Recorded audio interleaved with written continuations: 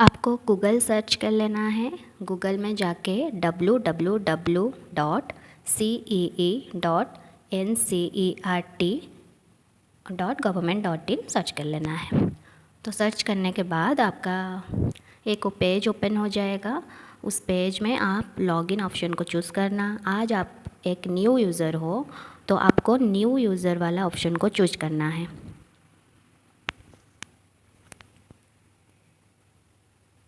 फिर वहाँ पे आपका एक रजिस्ट्रेशन फॉर्म आ जाएगा, वहाँ पे आपका सारा डिटेल्स अच्छे से भर लेना, फिर रजिस्ट्रेशन कर लेना। तो आपका एक रजिस्ट्रेशन नंबर आपका फ़ोन को चला जाएगा, वो नंबर को याद रखना। फिर आपको लॉगिन में जाना है, वहाँ पे आपको पासवर्ड भी दिया गया होगा, तो वहाँ पे वही रजिस्ट्रेशन नंबर एंड पासवर्ड दे के फिर कैप्चा डाल के आपको लॉगिन करना पड़ेगा। जो रजिस्ट्रेशन नंबर आपके फ़ोन में गया होगा उसमें आप लॉगिन कर लेना। फिर सक्सेसफुली लॉगिन हो जाएगा। फिर आपका स्टेप 1 प्रोसीजर कंप्लीट हो गया। स्टेप 1 करते टाइम आप थोड़ा ध्यान रखना, रजिस्ट्रेशन गलत होना नहीं चाहिए, क्योंकि सब कुछ आप इफ़ प्रोसेस में है आप प्रोसीड कर सकते हो, लेकिन ये नहीं कर सकते। फिर आपको एक चेक बॉक्स दिखेगा, उस चेक बॉक्स को टिक कर लेना। फिर अप्लाई में जाके टिक कर लेना, मतलब अप्लाई को जाके क्लिक कर देना। यहाँ पे आपका course detail, personal details and academic details, ये तीन पोर्शन आएगा। पहले कोर्स डिटेल्स में आप जाके आपका जो डोमिसाइल स्टेट है, मतलब आप कहाँ का रहने वाले हो, वो स्टेट चूज कर देना। फिर आप सिलेक्ट एनी एविडेंस, मतलब आप इस स्टेट में रह रहे हो, इसका कोई एविडेंस है? हाँ है, आप डोमिसाइल सर्टिफिकेट दोगे या रेसिडेंट सर्टिफिकेट दोगे, तो वहाँ पे वही जो सिलेक्शन वाला ऑप्शन है, वहाँ पे जब जाओगे आपको 3 ऑप्शंस दिख जाएगा। तो लास्ट वाला जो है permanent domicile certificate of the state और यूटी, तो वही दे देना, वही ऑप्शन को चूज कर लेना। बाकी ये जो प्रोसेस है, आप जब तक पेमेंट नहीं किए हो ये सबको एडिट कर सकते हो, लेकिन जो रजिस्ट्रेशन वाला चीज़ है उसमें ध्यान से करना, वो एडिट नहीं हो सकता। फिर यहाँ पे आपको जो जो कोर्स करना है, जैसे मुझे बीएड करना है साइंस एंड मैथमेटिक्स में, एंड मुझे इंटीग्रेटेड बीएड एमएड कोर्स भी करना है। जैसे मैं बुलेटिन पढ़ते टाइम आपको सारी इन्फॉर्मेशन दे दी थी, वैसे आपको इंटीग्रेटेड बीएड एमएड कर सकते हो इफ़ आप पीजी कर चुके हो। तो at a time group B का जो बीएड है, इंटीग्रेटेड बीएड एमएड है और एमए इन एजुकेशन, ये तीनों आप डाल सकते हो एक ही फॉर्म एप्लीकेशन फी में। एक ही एप्लीकेशन फ़ी में आप तीनों ही डाल सकते हो। आप चाहो कुछ भी कर सकते हो, लेकिन तीनों डाल सकते हो, एक ही एग्ज़ाम देना पड़ेगा। तो जैसे मुझे करना है B Ed in science and mathematics, तो वो वर्क्स को चूज़ कर दी। तो देखो मेरी डोमिसाइल के हिसाब से मुझे वहाँ पे इंस्टीट्यूट नेम आरआई भुवनेश्वर दिखा रहा है, मतलब वहीं पे ही मैं मतलब कर सकती हूँ। और इंटीग्रेटेड बीएड एमएड के लिए आरआई भोपाल दिखा रहा है और कोई ऑप्शन नहीं है, तो आप वहीं पे ही करोगे। और आप चाहो तो MA in education and technology कर सकते हो, जो कि आरआई नेल्लोर में है, लेकिन ये तीनों आप डाल सकते हो। बाकी सारा देखो 2 ऑप्शन डिसेबल हो गया, मतलब वो डाल नहीं सकते। जैसे मुझे वो नहीं करना है तो मैं सिर्फ ये 2 ऑप्शन को चूज़ की। वैसे आप इंटीग्रेटेड बीएड एमएड नहीं करना चाहते हो तो उसको डिसेबल कर सकते हो, या फिर आपका पीजी नहीं है तो आप सिर्फ जो बीएड वाला है इधर साइंस या फिर आर्ट्स के लिए कोई एक बॉक्स टिक करना।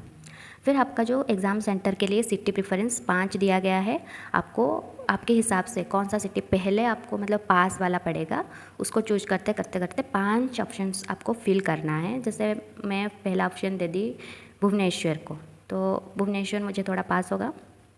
फिर मैं सेकंड ऑप्शन में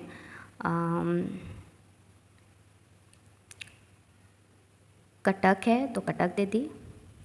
फिर थर्ड ऑप्शन में और क्या ऑप्शन है,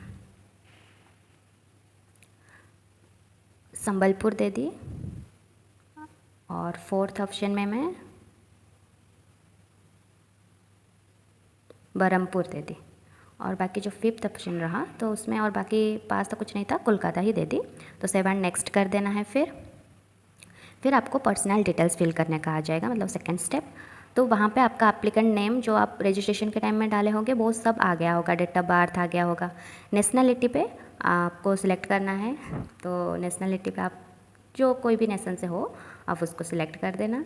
जैसे हम इंडियन हैं और कोई बाहर से तो नहीं आया होगा फिर भी। और कैटेगरी में आप जनरल हो तो जनरल, एससी, एसटी, डब्ल्यूएस। तो मेरा जैसे ओबीसी है तो मैं ओबीसी सिलेक्ट कर देती हूँ, नॉन क्रिमिनल होना चाहिए। एंड मोबाइल नंबर तो पहले ही डाला होगा। और कैटेगरी में आपको ओबीसी डाल दिया ना। फिर ब्लड ग्रुप में तो ब्लड ग्रुप आपका जो भी होगा उसको फिलअप कर देना। और ये जो वेदर हैदराबाद कर्नाटक का रिजर्वेशन अंडर आर्टिकल 371 वाला एलिजिबिलिटी सर्टिफिकेशन उसको नो करना है, उसको यस नहीं नो करना है उसे। ये जो वेदर हैदराबाद वाला ऑप्शन को नो करना है। फिर जेंडर आपको चूज कर देना है, जैसे मेरा तो जेंडर ये नहीं है फिर भी मैं डाल दी जस्ट फॉर एग्जांपल। और रिलीजन हिंदू, आपका जो कोई भी है रिलीजन डाल देना। इफ़ फिजिकल डिसेबल हो तो यस करना, इफ़ नहीं हो तो नो करना। फिर ईमेल आईडी आप जो डाले होंगे वो पहले से ही यहाँ पे डाला गया होगा। फिर आपको पेरेंट्स के डिटेल्स में डालना होगा, जैसे आपके पहले ही आप फादर्स नेम मदर्स नेम डाल दिए होंगे तो वही डाल देना। अभी मतलब वो डाला हुआ होगा, डालना नहीं पड़ेगा। फिर अभी जो गार्जियन का मोबाइल नंबर है आपको एक पेरेंट्स का मोबाइल नंबर दे देना है। फिर जो फादर्स का प्रोफेशन क्या है उसको फिल करना है, मदर का प्रोफेशन क्या है उसको फिल करना है। और फादर्स प्रोफेशन बिजनेसमैन है मेरा तो वो लिख ली। फिर मदर्स प्रोफेशन में मैं हाउसवाइफ लिख रही हूँ। इफ़ आपका कोई एम्प्लॉयड है तो आप एम्प्लॉयड लिख सकते हो, teacher, doctor, anything you can say. Then parent and guardian का email ID it's not mandatory, जहाँ पे वो जो अस्टेरिक मार्क दिख रहा है ना रेड में वही मैंडेटरी होता है, उसको भर देना। तो अभी आपका प्रेजेंट एड्रेस में आपका जो जो भी एड्रेस है उसको कम्प्लीटली भर लेना। आपका विलेज हो गया, पोस्ट हो गया, सिटी हो गया, डिस्ट्रिक्ट हो गया। फिर परमानेंट एड्रेस में आपको इफ़ आपका परमानेंट एड्रेस सेम है तो आप वही जो बॉक्स को टिक कर देना तो ये पूरा फिल हो जाएगा। इफ़ सेम नहीं है तो आपको फिर से भर देना, कोई प्रॉब्लम नहीं। फिर सेव मतलब ये सारा इन्फॉर्मेशन कंप्लीट होने के बाद आप सेव एंड नेक्स्ट ऑप्शन को चला जाना, जैसे कि आपको एकेडमिक सेक्शन को चला जाएगा, ये आ जाएगा आगे। तो आप सेव एंड नेक्स्ट कर दिए। फिर यहाँ पे एकेडमिक इन्फॉर्मेशन आपको डालना पड़ेगा। जैसे मैं बोली थी कि आप बीएड कोर्स ग्रेजुएशन के बाद भी कर सकते हो, पोस्ट ग्रेजुएशन के बाद भी कर सकते हो, तो इसलिए आपको वो जो पास्ट और अपीयर वाला सेक्शन है, इफ़ आप लोग पोस्ट ग्रेजुएशन ख़त्म जस्ट करे हो तो आप लोगों को ग्रेजुएशन में आप पास्ट लिखना पड़ेगा एंड पोस्ट ग्रेजुएशन सेक्शन में अपीयर्ड लिखना पड़ेगा। और जहाँ पे आप पास्ट लिखोगे वहाँ पे आपको मार्क्स डालना पड़ेगा, और जहाँ पे आप अपीयर्ड लिखोगे वहाँ पे मार्क्स डालना नहीं पड़ेगा। आपको बाद में वो जो विंडो खोलेगा 30 को वहाँ पे जाके मार्क्स डालना पड़ेगा। तो जैसे मेरा पोस्ट ग्रेजुएशन ख़त्म है तो मैं ग्रेजुएशन में पास्ट डाल रही हूँ, ठीक है। और इफ ये आप अपीयर डाल दोगे ना तो आपको मतलब मार्क्स देने की ज़रूरत नहीं पड़ेगा, ठीक है। तो अभी के लिए मेरा ये तो ग्रेजुएशन वाला पास्ट है तो मैं अभी ये पास्ट डाल रही हूँ एंड पोस्ट ग्रेजुएशन मेरा अपीयर्ड में है। तो type of passing year of passing में क्या करना है, आपको जो जिस ईयर में आपका ग्रेजुएशन पास होगा उस ईयर को टाइप कर देना है। और अपीयर्ड लिखे मतलब पोस्ट ग्रेजुएशन वो वही ईयर टाइप हो जाएगा अपने आप। फिर आपको क्या करना है, यहाँ पे आपका बोर्ड और यूनिवर्सिटी को चूज़ करना है। जैसे हमारा यूनिवर्सिटी उत्कल यूनिवर्सिटी के अंदर जाता है तो हम एनी अदर बोर्ड चूज़ करके हमारे यूनिवर्सिटी के नाम डाल दिए, ठीक है। फिर डिग्री में आप बीटेक या बीई कर रहे हो या बीएससी कर रहे हो वो वाला ऑप्शन चूज कर लेना। मेरा बीएससी है तो मैं बीएससी डाल दी। फिर मार्क का टाइप, तो आप सीजीपीए में आपका मार्क है या परसेंटेज में मार्क है वो डाल देना। और यहाँ पे ध्यान से भरना भाई, जो पास्ट मार्क लिख रहे हो और अभी अपीयर लिखे हो बाद में डालोगे, CGPA, total mark and percentage mark, ये सारा अच्छे से लिखना, नहीं तो मतलब थोड़ा सा भी गड़बड़ हुआ ना तो डिस्टर्ब हो जाएगा। इफ़ कोई बच्चा पीजी नहीं किया तो इंटीग्रेटेड बीएड एमएड ऑप्शन को क्लोज कर दिया, सिर्फ B Ed in science and mathematics करना चाह रहा है तो वैसे वो ऑप्शन चूज़ करके वो नेक्स्ट एंड नेक्स्ट में जाएगा। तो वहाँ पे देखिए वो जो इंटीग्रेटेड वाला ऑप्शन नहीं दिखा रहा है, अभी दो चीज़ दिखा रहा है।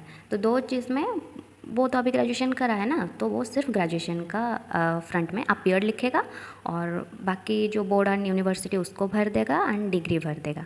और मार्क्स अभी भरने का ज़रूरत नहीं है और पीजी का कोई ज़रूरत नहीं है वहाँ पे भरने का, ठीक है, उसको ब्लैंक छोड़ दीजिएगा। जिनका पीजी है वो उनके लिए है भरने के लिए, जिनका नहीं है उनका सिर्फ ग्रेजुएशन भरने का तो वो वही भरेंगे। और यहाँ पे बीएससी चूज़ कर देना है और मार्क्स टाइप आपका कैसे आता है मार्क्स सीजीपीए में या परसेंटेज में उसको लिख लेना। तो सारा डिटेल, यही डिटेल से ज़्यादा इंपॉर्टेंट होता है, इसको अच्छे से भरना। देन वो जो चेकबॉक्स है उसको टिक कर देना है। फिर आपको सेव एंड नेक्स्ट कर देना है।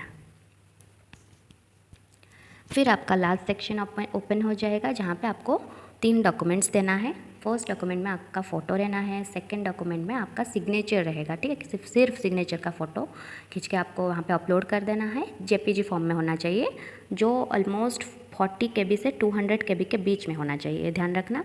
और लास्ट में आपका डोमिसाइल का PDF डाल देना है, फिर उसको नेक्स्ट कर देना है। आपको वहाँ पे दिख जाएगा अमाउंट आपको कितना पे करना है। जैसे मेरा OBC है तो मुझे 1400 दिखा रहा है, ठीक है, तो वही 1400 दिखाएगा, या फिर और कोई कैटेगरी का होगा तो आप 800 दिखेगा। और प्रीव्यू एप्लीकेशन आप कर सकते हो रीचेकिंग के लिए, क्योंकि अभी भी आपके पास टाइम है उसको चेंज करने का। फिर आपको प्रोसीड फॉर ऑनलाइन पेमेंट करना है। यहाँ पे आपका ये सारा बैकग्राउंड आ जाएगा कि आपको इतना पेमेंट करना है। तो फिर आपको पे नाउ जो ऑप्शन दिख रहा है वहाँ पे ग्रीन में, उसको क्लिक करना है। तो वो प्रोसेस होके एक साइड में रिसिप्ट आ जाएगा, और वहाँ पे एक मोबाइल नंबर आपको दिखेगा, तो वहाँ पे आपको मोबाइल नंबर फिल कर देना है।